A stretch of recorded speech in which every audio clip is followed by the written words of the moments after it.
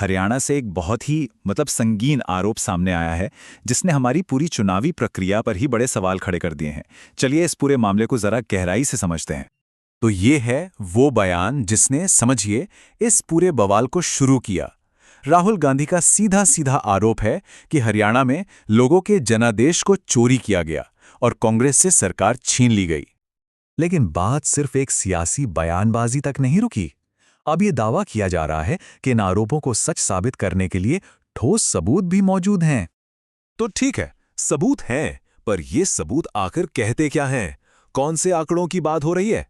चलिए अब जरा उन नंबर्स पर गौर करते हैं जो, सच कहूं तो, काफी चौंकाने वाले हैं। पहला आंकड़ा 223।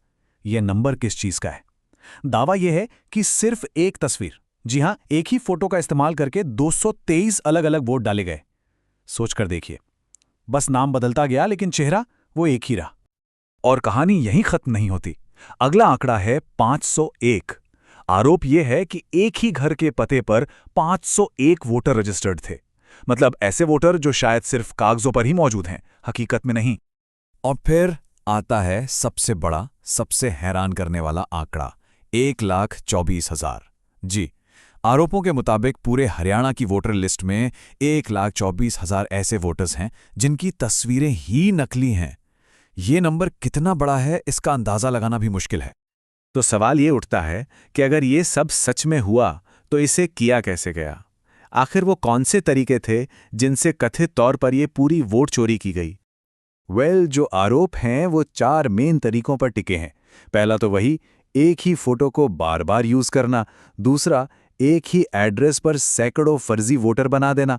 तीसरा, नकली फोटोज से वोटर कार्ड तैयार कर लेना। और चौथा, जो कि बहुत गंभीर है, एक ही वोटर का नाम 2-2 राज्यों की वोटर लिस्ट में डालना।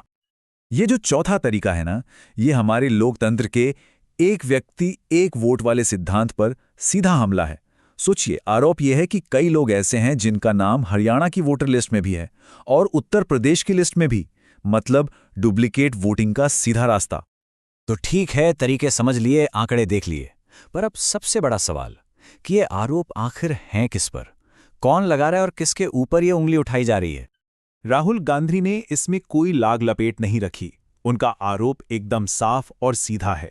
वो कहते हैं कि चुनाव आयोग और बीजेपी, इन दोनों ने मिलकर हरियाणा का चुनाव चुराया है। तो मामला बिल्कुल साफ है। एक तरफ है आरोप लगाने वाले राहुल गांधी, और दूसरी तरफ जिन पर ये संगीन आरोप लगे हैं वो है देश का चुनाव आयोग और बीजेपी। और बात सिर्फ संस्थाओं पर आरोप तक ही नहीं रुकी है। एक और दावा किया गया है कि ये जो हरियाणा और यूपी वाली डुप्लीकेट वोटर लिस्ट हैं, उनमें कथित तौर पर कुछ बीजेपी नेताओं के नाम भी मिले हैं। तो देखिए, ये मामला सिर्फ एक चुनाव में हार जीत का नहीं है। ये जो दावे हैं, ये जो आरोप हैं, ये सीधे सीधे हमारे पूरे डेमोक्रेटिक सिस्टम की नींव पर सवाल खड़े करते हैं।